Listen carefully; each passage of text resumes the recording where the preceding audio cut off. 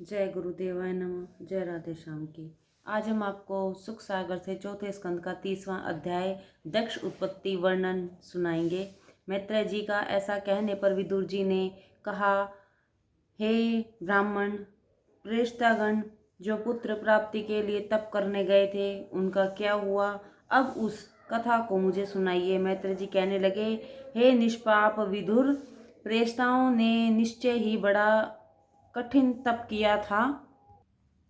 उन्होंने समुद्र के भीतर प्रवेश कर जप रूप यज्ञ तथा तप से विष्णु जी को प्रसन्न किया था और इस प्रकार 10,000 वर्ष के बाद उन्हें विष्णु जी का दर्शन मिला था। जिस समय नारायण विष्णु जी उन प्रेष्ठाओं के मध्य में आकर प्रकट हुए, उस समय वहां अपूर्व शोभा छा गई। उनके प्रकट होते ही वहां दशों दिशाओं का अंधकार दूर हो गया। भगवान के चमकते हुए स्वर्ण के आभूषणों से उनका कपोल और मुख बड़ा ही सुंदर जान पड़ता था। वे पीतांबर धारण किए, गले में मणियों की माला पहने गुरुड़ का पर सवार ऐसे शोभित हो रहे थे जैसे सुमेरु शिखर पर मेघ शोभामान हुए। उनके सिर पर मुकुट चमक रहा था। आठों भुजाओं में 8 प्रकार के आयुध पहने पार्षदों, मुनियों और देवताओं से सेवित थे। गुरुड़ के पंखों में ऐसा उत्तम शब्द हो रहा था मानो किन्नरों का समूह वेदवाणी द्वारा भगवान की कीर्ति को गा रहा है। तब अपनी ऐसी अनुपम छटा एवं सौंदर्य को प्रकाशित करते हुए भगवान जो उन प्रेष्ठाओं के मध्य में आए तो एक गंभीर वाणी के साथ बोले, हे राजपुत्रों, तुम लोग मुझसे वर मांगो, तुम्हारा कल्याण हो। तुम्हारी उपासना से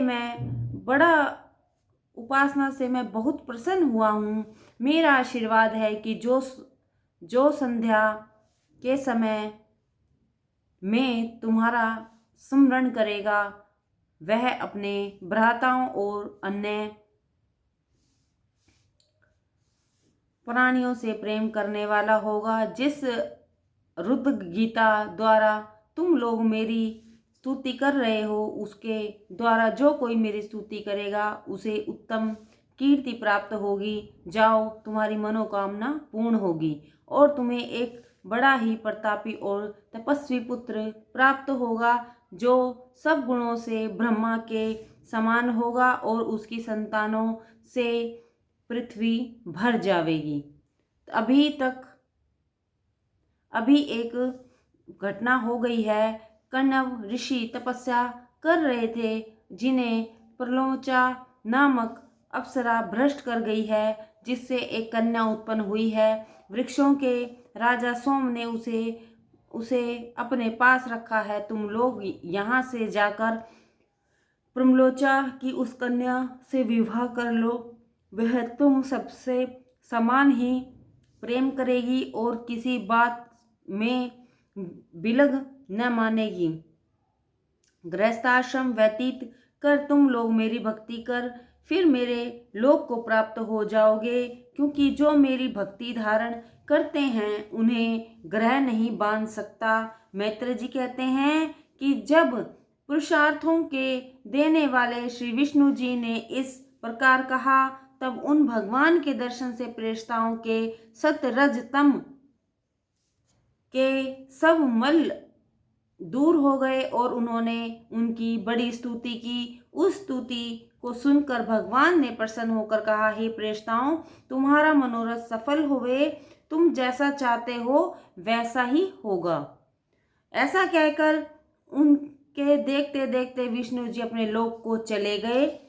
विष्णु जी के वियोग से प्रेष्ठाओं को बड़ा कष्ट हुआ। वे समुद्र से बाहर निकले, देखा तो पृथ्वी वृक्षों से ढकी हुई है और उन्हें कहीं जाने का मार्ग नहीं मिलता है। ऐसे कुपित हो उन्होंने अपने मुख से फूंककर सब वृक्षों को उड़ा देना चाहा, जिससे चारों ओर हाहाकार मच गया।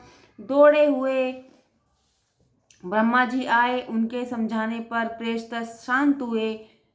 ब्रह्मा जी ने वृक्षों के राजा राजा से कहकर वह कन्या उन्हें दिला दी। ब्रह्मा जी की आज्ञा से प्रेष्ठाओं ने उस मरीषा नामक कन्या को ग्रहण किया। उसी कन्या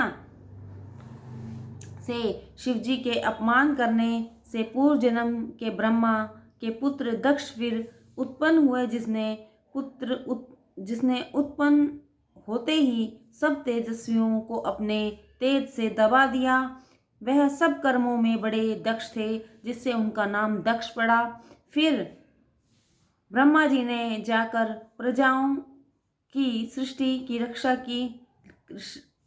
रक्षा के लिए इन्हीं दक्ष को प्रजापति बनाया और फिर दक्ष के अन्य प्रजापतियों को उनके योग्य स्थानों पर नियत किया। जय गुरुदेवाय नमः। जय राधे श्याम।